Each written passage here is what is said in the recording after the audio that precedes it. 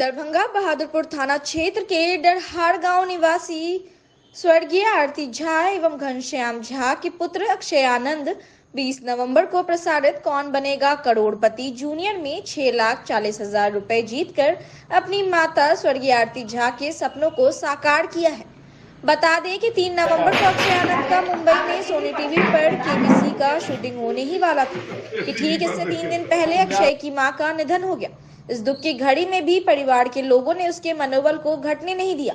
उसके पिता घनश्याम झा, जो पेशे से खुद भी शिक्षक है, अपने पुत्र को साथ लेकर मुंबई गए और शूटिंग करवाया। अक्षय आनंद से हमने बात की। उसने बताया कि मेरी मम्मी से उसे प्रेरणा मिलती थी। हालांकि वह 4 वर्ष पूर्व काफी छोटा था, लेकिन टेलीविजन स्क्रीन पर उसने अमिताभ बच्चन के साथ अब केबीसी में जाने का ठान लिया। उसने बताया कि जब से केबीसी जूनियर की शुरुआत हुई तब वह प्रत्येक बार कई दिन तक प्रयास करता था, लेकिन उसे सफलता नहीं मिल रही थी। इस वर्ष केबीसी के शुरू होने के समय अक्षय ने प्रयास किया और उसे पहली बार में सेलेक्ट कर लिया गया। सेलेक्ट होने के 10 दिनों तक प्रश्न पूछा जाता था। इस बार उसने सभी सवालों का सही जवाब दिया।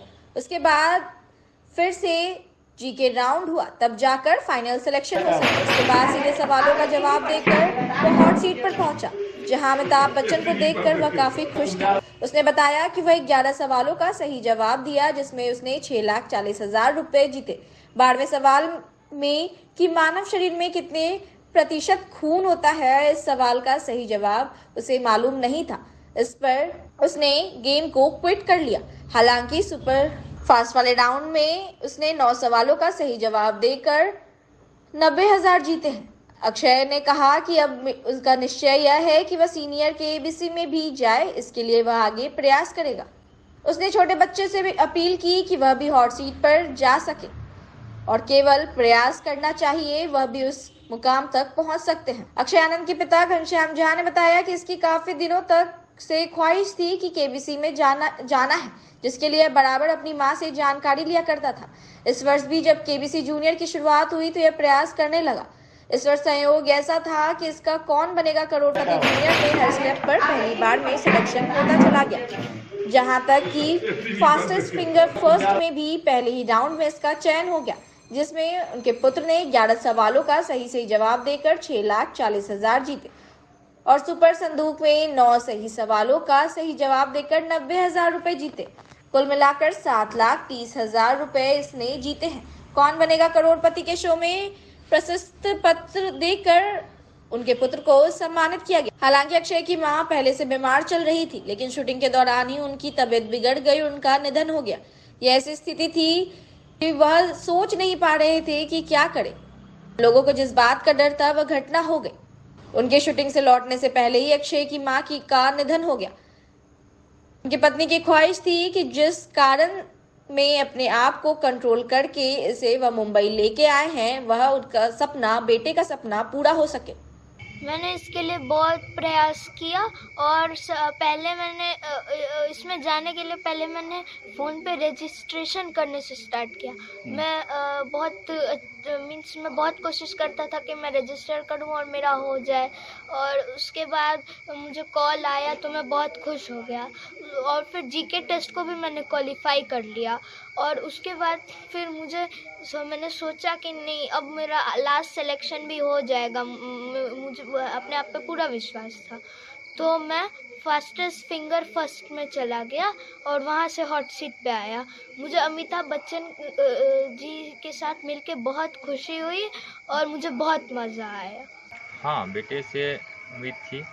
ऐसे तो हर माँ बाप को उम्मीद रहती है बच्चे से, लेकिन इसका ऐसा भी रुचि जो देख रहे थे, इंटरेस्ट देख रहे थे।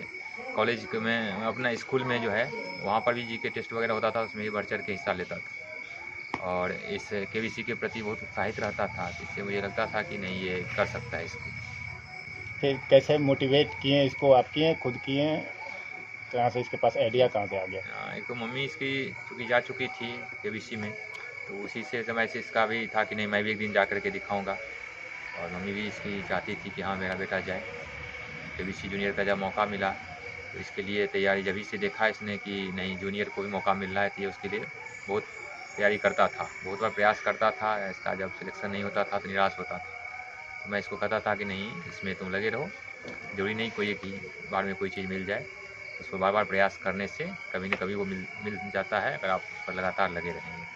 और ये सही साबित हुआ इस बार वाले में, जब जूनियर का ये आया केबीसी जूनियर का, तो उसमें इसका नंबर सेलेक्ट हो गया, कॉल आया इसको, तो फिर आगे का प्रोसेस ये पूरा किया और यहाँ तक पहुँचा।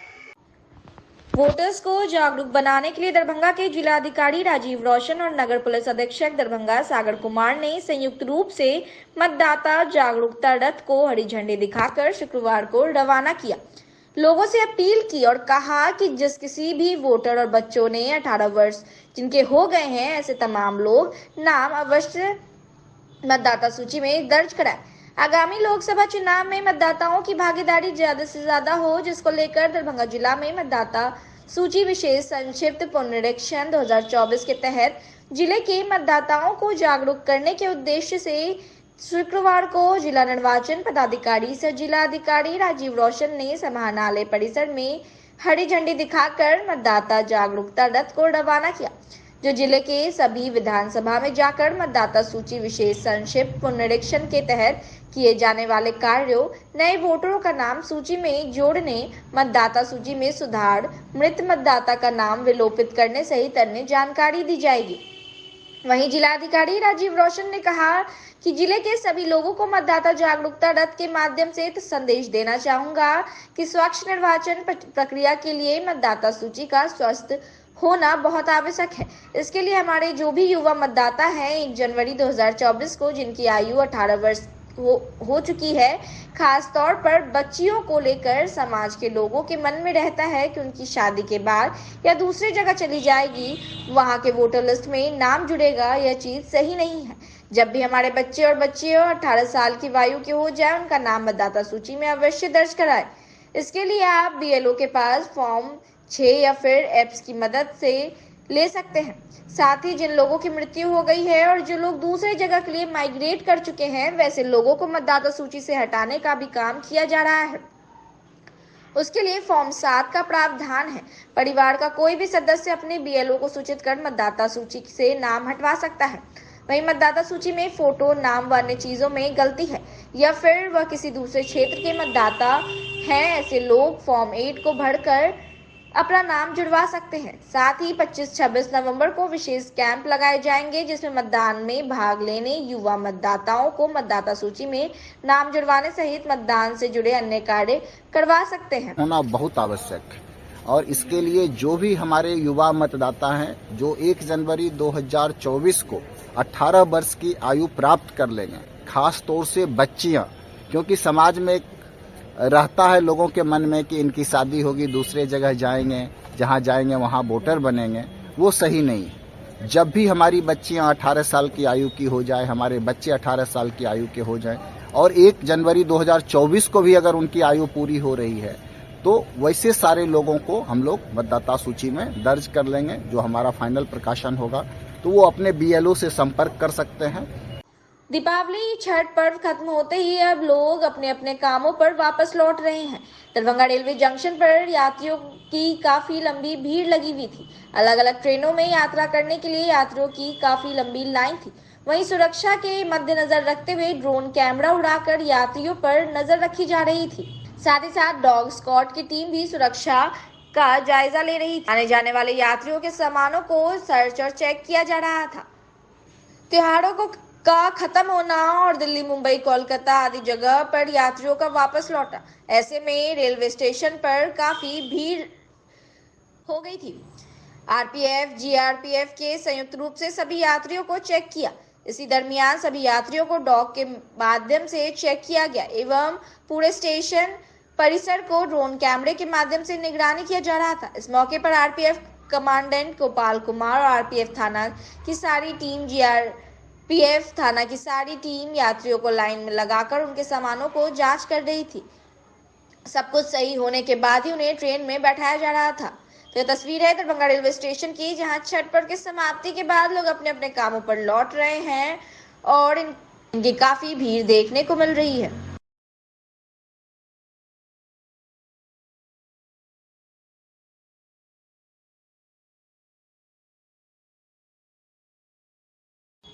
विभिन्न बैंकों के शाखा प्रबंधक और संबंधित पदाधिकारी के साथ दरभंगा के जिलाधिकारी राजीव रोशन ने बैठक की। दरभंगा समाहरणालय अवस्थित डॉक्टर भीमराव अंबेडकर सभागार में शुक्रवार को वहीं आयोजित बैठक में जिलाधिकारी ने विभिन्न बैंकों की स्थिति के संबंध में कई महत्वपूर्ण बातों की समीक्षा करते हुए दिशा निर्देश दिए। वहीं कार्य में कोताही करने वाले ऐसे कई लोगों से खफा भी दिखे। जिलाधिकारी ने कहा कि काम में कोताही बिल्कुल भी बर्दाश्त नहीं की जाएगी। बैंकों के जो भी संचालित कार्य हैं उसको सही रूप से किया जाए। और जो BLBC हो रहा है उसमें भी आप लोग एक्टिवली पार्टिसिपेट कीजिए। कई जगहों पर BLBC में ब्रांचेस टर्न अप नहीं होते हैं, तो वो भी आप प्रयास कीजिए कि उनके तक ये मैसेज जाए कि वो लोग BLBC में आए, क्योंकि इस पे चर्चा होती है और काफी जगहों पे कहा भी गया है कि आगे जितना हो सके। जो मैं आपको स्पष्ट बता दे रहा हूँ कि आवेदन नहीं है, कहने से आपका काम खत्म नहीं होगा। आवेदन आप ही को जनरेट करना होगा, या उसमें त्रुटि है उसका त्रुटि निवारण भी आप ही को करना है। अगर आप नहीं करिएगा तो हमारे लिए ये एकदम मजबूरी हो जाएगी कि फिर मैं ये सुनिश्चित करूं कि काम कैसे हो। दरभंगा के जिलाधिकारी राजीव रोशन की अध्यक्षता में जिला गंगा समिति की मासिक बैठक आयोजित की गई। शुक्रवार को बैठक में राष्ट्रीय हरित न्यायाधिकरण द्वारा गंगा एवं सहायक नदियों के प्रदूषण नियंत्रण एवं रोकथाम के लिए पारित आदेश के अनुपालन की बिंदुवार समीक्षा की गई एवं सभी संबंधित पदाधिकारी को न्यायाधिकरण के आदेश के 100% अनुपालन करने का निर्देश जिलाधिकारी द्वारा दिया गया।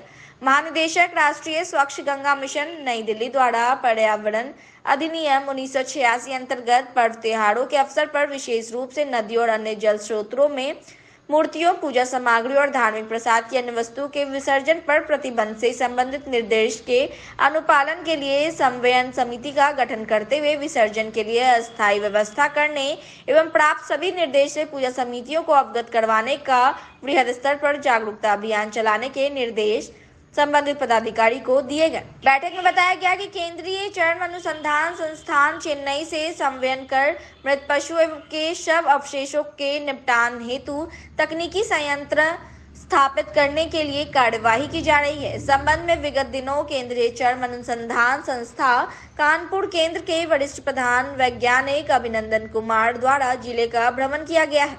जिलाधिकारी द्वारा संयंत्र स्थापित होने तक ग्रामीण क्षेत्रों में स्वच्छता के लिए गठित ग्राम पंचायत क्रियान्वयन समिति के माध्यम से उचित स्थान का चयन कर पशुओं के शव अवशेष के निपटान करने के लिए निर्देश दिया गया है।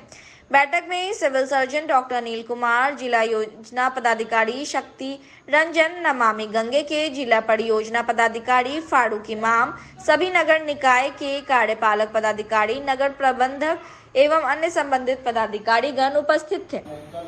के लिए एग्रीमेंट है कि नहीं, अगर नहीं है उसका एग्रीमेंट तो BSPCB जो है उसको परमिशन ही नहीं देता है। BSPCB उनको ये सर्टिफिकेट डालता है, दो देता है, तो कंसेंट टू एस्टेब्लिश देता है और उससे पहले एक देता है, क्या देता है? ऑथराइजेशन। इसको जवाब इस टाइप से बनना होगा कि बिफोर इशूइंग ऑथराइजेशन सर्टिफिकेट। और प्रत्येक शुक्रवार की तरह शुक्रवार को भी दरभंगा के जिलाधिकारी राजीव रोशन का जनता दरबार लगा। दरभंगा जिला के विभिन्न प्रखंड से आए हुए फरियादियों की अच्छी संख्या में उपस्थिति देखने को मिली। जिलाधिकारी के जनता दरबार में आए हुए ज्यादातर फरियादियों की जमीनी मामले से संबंधित शिकायत लेकर पहुंचे थे, तो किसी फरियादियों की जमाबंदी की समस्या थी। अलग अलग फरियादियों की अलग अलग कई समस्याएं थी। फरियादियों से हमने बात की, क्या कुछ शिकायत थी इनकी, आइए आपको सुनाते हैं। दिक्कत है, अपना खतियानी जमीन है ना, उस पर इंदिरा आवास मिला हुआ है। अच्छा, इंदिरा आवास मिला हुआ है तो जमीन दूसरे आदमी हड़प कर रखा है, वो हर जगह खाली नहीं करता है, घर बनाने नहीं दे रहा है।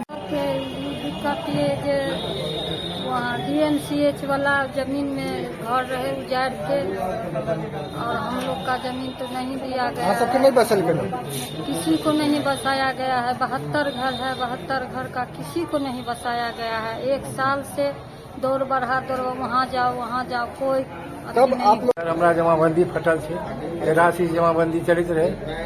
हम मान लिया अभी चलित रसीद जैसे मैसेज पर अथी पर नहीं जा रहे, रसीद नहीं जा रहे हैं, नेट पर जा रहे हैं। क्या चाह रहे हैं? रसीद के लिए चाहे कि अर्जी नेट पर करना चाहिए।